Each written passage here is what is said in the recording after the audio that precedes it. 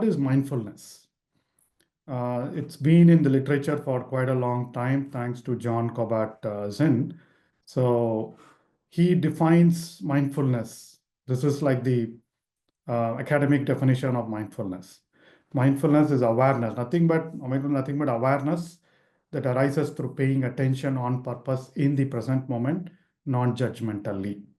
Right? There are several keywords here: awareness, attention, present moment, and non-judgmentally. So it's basically being conscious of whatever we are doing at any point of time without the mind thinking about the past or the future. It's about being in the present moment. Simply put, mindfulness is nothing but a combination of attention on whatever we are doing at that time, being aware of what is going on around both inside our body and outside, and accepting everything, all the emotions inside, all that the mind is bringing up without any judgment, right? To me, it's like attention plus awareness plus acceptance. That's what is mindfulness. How does it translate to leadership is what we will talk about, right? See, another popular cartoon here, between mindful with a double L and a mindful, right? So this elder figure is always has a lot of on the mind, right? Whereas the young kid doesn't have anything else on the mind, just seeing what is out there, right? The flowers, the sun, whatever it is. Whereas this person is totally missing what is happening, and because a lot of things running in our mind. That is how most of us are. Where we always keep thinking about the past and present, the things to do and things like that, right? So mindful with a double L is about the time. It's not very clear. So when we are distracted by surroundings, right, and then we never have enough time, we keep blaming others, and we worry about the future or past. Right? That is our typical beta state of the mind. Whereas as we continue the practices of meditation and stillness, and we go into, as our mind calms down, we understand, we are aware of our surroundings, and we treat work as play, right? And then we live in the present moment, and we have all the time in the world because we are a lot more productive. So I'll talk about some studies later, uh, which talks about how being mindful helps you be a lot more productive than multitasking, which we all used to do, right? So we'll talk about how leadership, some of the leadership attribute, characteristics get influenced by mindfulness.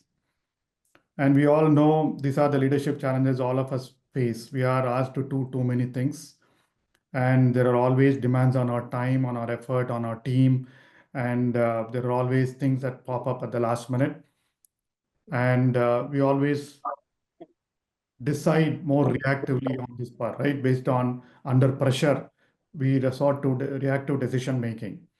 And it's always a challenge to find clarity among chaos because the pressures are so many, right? And then you have to deal with a team problem, we have to deal with our targets, we have to deal with a client problem. So all these around us. And again, it depends on the leader's state of mind, which is where mindfulness comes in. It's all depends on the leader's state of mind, the level of his consciousness, level of his awareness, and how he deals with it. A lot of us are doing this very well because of our years of experience, right?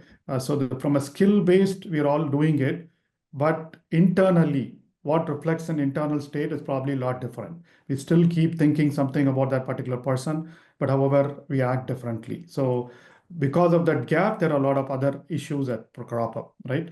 And creating space for creativity. All of us are challenged to be doing, we want to do something different, we want to do something innovative, but unfortunately, there is not enough time for us. And Rakesh covered in the couple of sessions, right? The science of mindfulness. So, what is mindfulness? Mindfulness is a state that you arrive at through the practice of meditation. Right? Meditation is a process. So, meditation is as a practice.